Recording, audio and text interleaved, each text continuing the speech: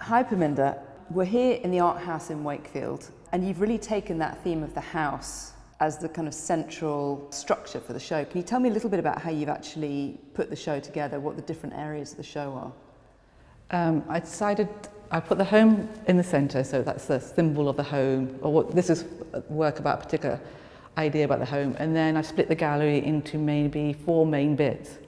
So one area is the bedroom, one area is the living room, one area is the kitchen, and one area is the playroom. So it's like, I didn't make walls to separate the space, but just the suggestion that each corner has a different feeling to it, with the house in the middle growing up in the centre, the main house structure.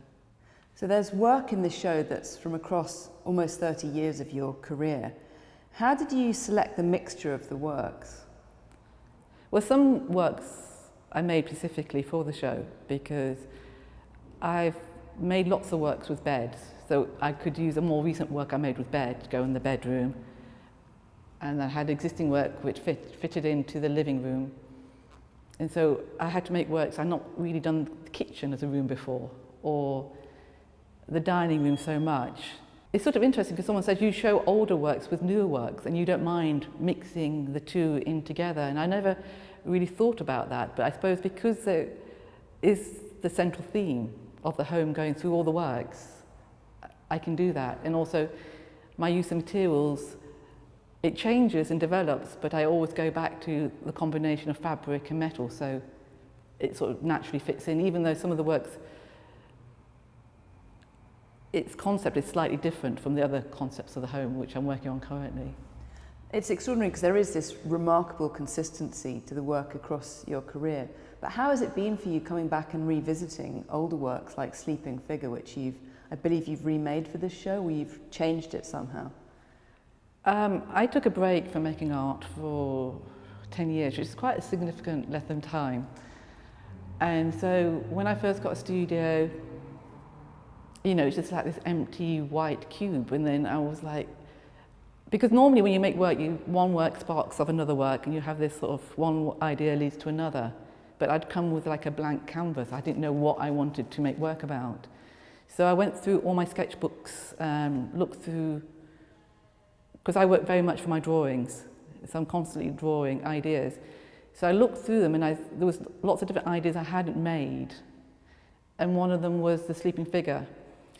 And so I picked 2 ideas that I thought older works, and then I picked one newer idea I had drawn, and I started making those works. And in the end I made the one new one and the Sleeping Figure. And then that was just enough. Then I got into a stream of works I wanted to make. But it's interesting making an older work from a sketchbook because it's sort of, those ideas or those feelings I had at that time, are they still relevant? I mean, I know how to interpret drawings and how I want to make it, but would I have made it slightly different then? Like, would I use different colour blankets? I don't know. So it was bringing today into a feeling that I was going through at that time. But because this iconography of the home and the domestic realm and the kind of vernacular of furniture, it really came into your work very, very early on. How did you start exploring those kinds of, that kind of symbolism, that kind of iconography? My very early works, when I was a student at Sheffield and at Glasgow, I did work about my cultural identity. So I did work about, I suppose I did a self-portrait, and then I started looking at my family, then the wider community. And in that way, home was about belonging, and I used the symbol of home to talk about those sort of ideas. And then when I moved to Barcelona, those concepts weren't so relevant or so important, but the works I started looking at, or the ideas were more about exploring the inner world, and the domestic sphere came into that, but in a slightly different way. So the homes and using furniture, it's always been there in my work, even from my degree show in Sheffield, because the work I made there sort of set like a guideline how I wanted to work. I reached quite a pinnacle, and I'm thinking this is the method I want to use. It wasn't like a guidebook, but it just sort of showed me that these are the things I want to do, which were work with scale, never use real objects, combining two basic materials together. So that set my visual language quite early on, and that I've sort of kept to that in many ways. And within that language, there is this really distinctive use of materials, which they're not particularly domestic materials. So you've got this quite often soft, fleecy textile, and then two different kinds of metal that I particularly associate with your work. So you've got this quite industrial steel, and then you've also got this very fine copper that you use that also often comes out as claws or horns or is weapon-like in some way. How did you develop that vocabulary of materials? Like I said, very early on in Sheffield, I sort of started working with I worked with steel there and paper or wood, combining those two together. And the most difficult thing was trying to get those two materials to join. But it was also interesting trying to have a balance between the two materials for, like the steel sort of gives some harshness to the work and the fabric softened the message in some ways. So it allowed me to talk about themes that could be seen as quite harsh, and the fabric softened it. But sometimes I think my all fabric works sometimes can be the harshest. And I like welding, so I had a natural affinity to work with metal. I like metal a lot. And I like sewing. For me, they're just two methods of construction. They just happen to be different materials. And what really seems to be bound up in a lot of the way that you're using those materials in contrast is this sense of threat. There's something ominous about a lot of your work. So you have these forms that look very appealing. There's a resemblance to children's toys, perhaps, or to something that's soft and that's welcoming. But then there's something that's sharp or hard underneath it. Are you really looking at women's position in the home, or are you looking at the experience of being a child in a home? God, that's so many questions. The first one was about using the combination of threat and protection, and it's very hard to get a balance in the work. So there's equal amount of threat and equal amount of softness, so that the work it leaves the viewer open to try and interpret what they think the work's about. I've never seen it as about the female perspective. I think often in my work, the idea of me being Indian sort of takes priority in some ways to me being, that was people's interest in the work more than me being, a woman. And the last question was? I was just interested as to whether this sense of threat that's bundled up in comfort, where it came from. It started off about belonging and not belonging, and that insecurity that could bring. But those ideas developed and changed. And that was the last question, it was about childhood. So in my work, people often assume it's about my childhood. There's a few, but not many works which are directly about my childhood. And the work lends themselves to look like they are from my childhood, but it's because of the way I make everything from scratch. And I distort it. I make things taller, I make things smaller. So it's removed from the real world, which lends itself to the ideas read in, that you can link fairy tales or stories to them. So there's a childlike element, I think, because I make everything for myself, and because I'm working with steel, I make things in quite a basic way. So, like with those horses, they're like a child's drawing in some ways. They're just basically a bar for the body, and then 2 legs and a head. So there's a naivety to my work, which I know. There's always been a naivety, because the forms I use are very obvious and very simple. It does seem, though, that there's this element of fantasy as well. There's certainly a suggestion that some of these sculptures might come to life. There's some kind of narrative that they're suggesting. That's a direction I'd like to move into more, actually, to to play with the narrative, because before I used to keep the figures and the sculptures separate, the furniture more separate, but now they're sort of coming together. And with the horses, they're made from, they can come apart. So I wanted the idea of change. And when I was going to show this, I was thinking, should I show them all in bits? So they're like Lego bits that someone could assemble. Because those horses, each time I show them, will be in a different configuration, because I won't remember which legs I put with which head or which angle. So I wanted that feeling of notion of change, that things can change, things aren't fixed. And in those horses, like if I change the head, it changes from a horse to a giraffe. And it's just a subtle change. Just by elongating the neck, it's suddenly a completely different animal. And I like that idea that things can change. But then I also got frustrated with it, because the instant I show it, they become fixed. I want things not to be fixed, but I haven't figured out a way to do that fully yet. That idea of things having the potential to grow and things not to be fixed really also comes out in the title of the show, which is Outgrown. And in the kind of central work of the show, which is this house that you're standing in front of that looks like it's a kind of natural object that's been pruned back as well. Is a lot of this to do with the idea of home as somewhere that constricts growth, somewhere that can actually be a constraining place? It has those elements, but like I said, I want my work to have both sides. This house, if it was just the house and none of the offshoots, then the growth would be restricted. But because you've got the roots growing, the offshoots growing around it, you have the feeling that another house could grow or something else could grow. And those elements of the circular tube that I've attached to the main structure, they do look like they're pruned, but they also have the potential to grow. So I don't see it as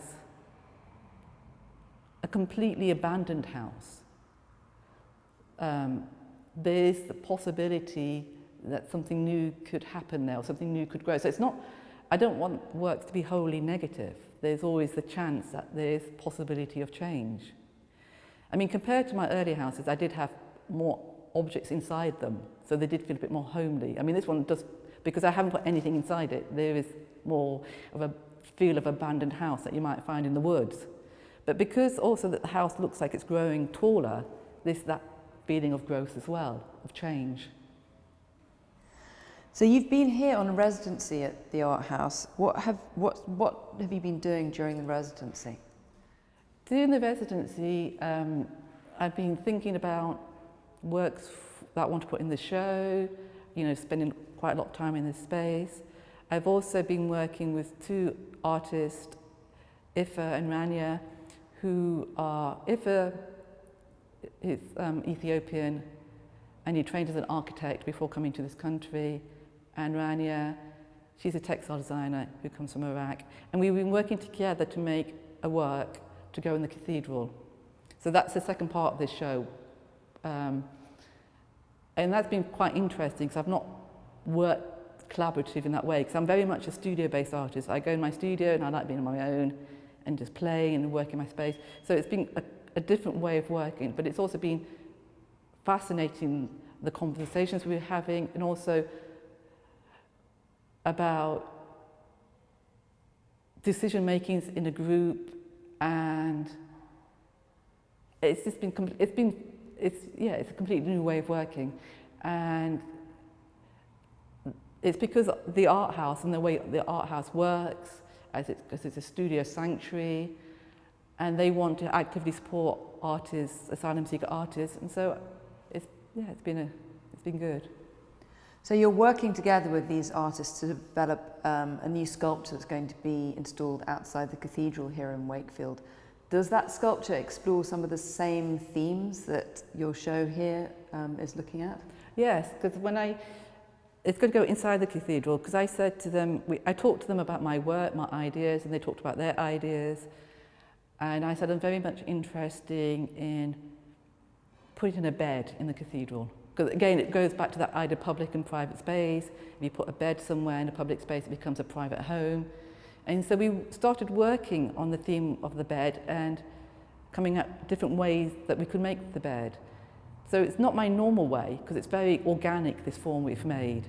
It looks like a giant bug in some ways, and it's huge. So it's also large enough for someone to, could lie in it, and it's got a lid, so it could close. So it looks like a sleeping pod. So it's completely new form, and more, like I said, organic.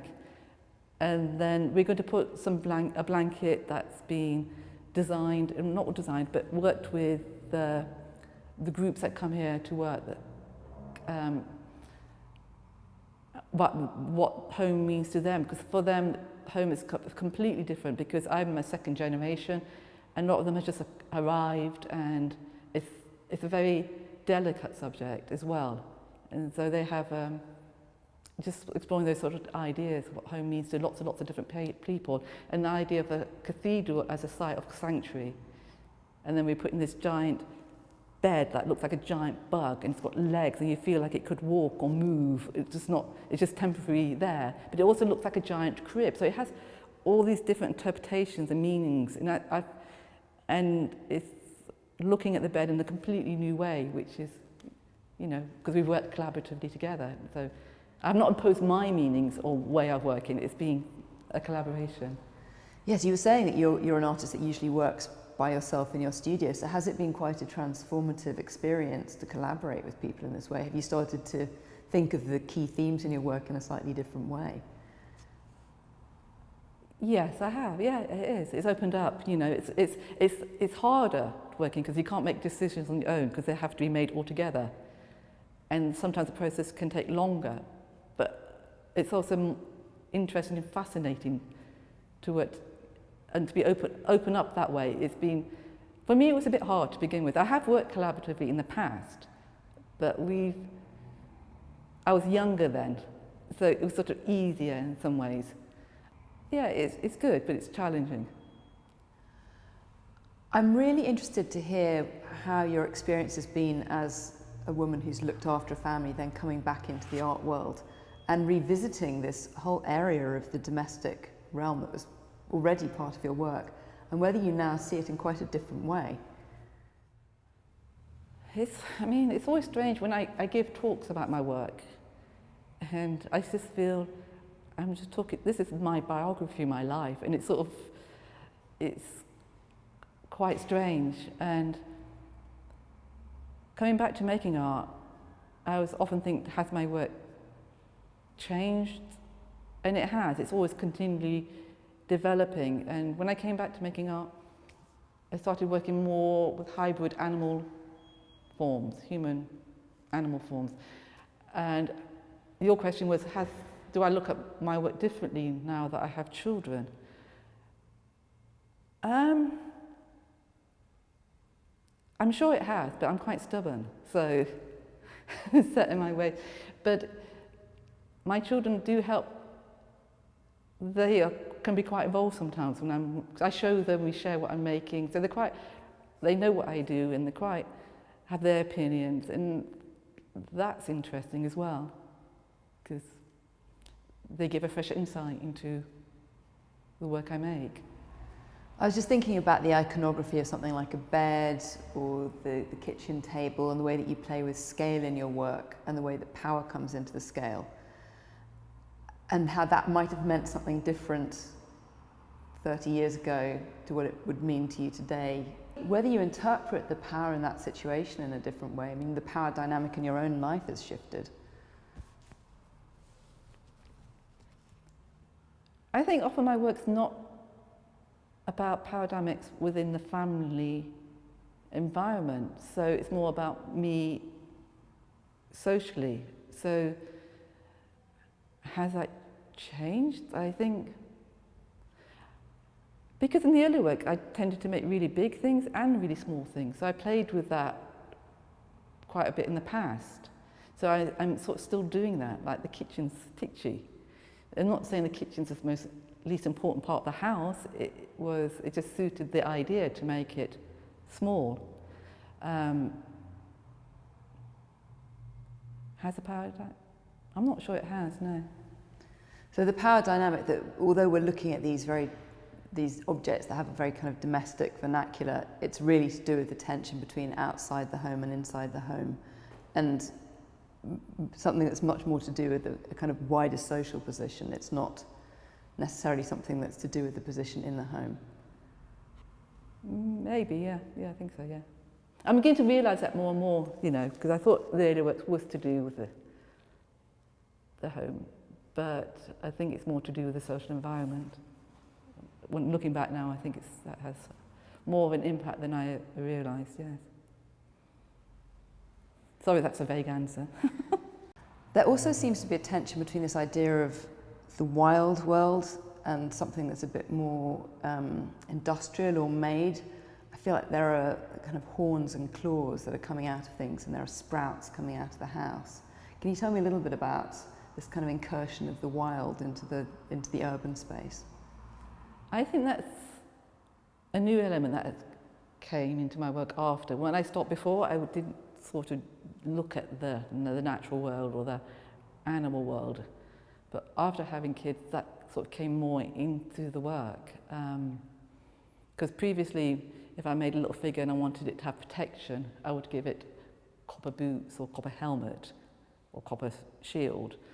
But now I started giving my figures claws and horns and antlers as a way to protect it. And the house has more of an organic feel to it. I was just fascinated with like this house. It's made from square tube, and then just adding a circular tube to it, suddenly it becomes organic. And it's like subtle changes to a structure. The whole meaning of the work completely changes just by adding something circular to a square. So that idea of growth and change is something I'm really interested in. More, that's why I called the show Outgrown, the idea of things growing and things changing. I mean, I've always been interested in wanting things to have the possibility of change. Then I'm still trying to figure out how to show that. And it relates to, like, in my work when I don't make real objects, it's like this avoidance them having a fixed identity. It's also thinking that identity, not saying it can change, but there's possibility of change. And we have quite a few little figures here that are faceless figures, but they also seem to have quite a strong emotional identity. I'm thinking particularly of the figures on the tall chairs that are all folded in on themselves. Do these become kind of avatars for projecting emotions or projecting certain feelings? Yeah, I think they do, yeah. Like with the tall chairs, it's like a lot of my work, it's telling a story, you're not sure what the story is. So I could say, for the tall chairs, you've got these figures which are wrapped up in balls, and you might think, how did they get up there? Or you might think, what happens if they fall down? How would they get back up there? And the chairs, because they're tall, they look like thrones. And so they may be in a position of privilege, sitting that high up. But because they're in two ball shapes, the two figures aren't talking to each other.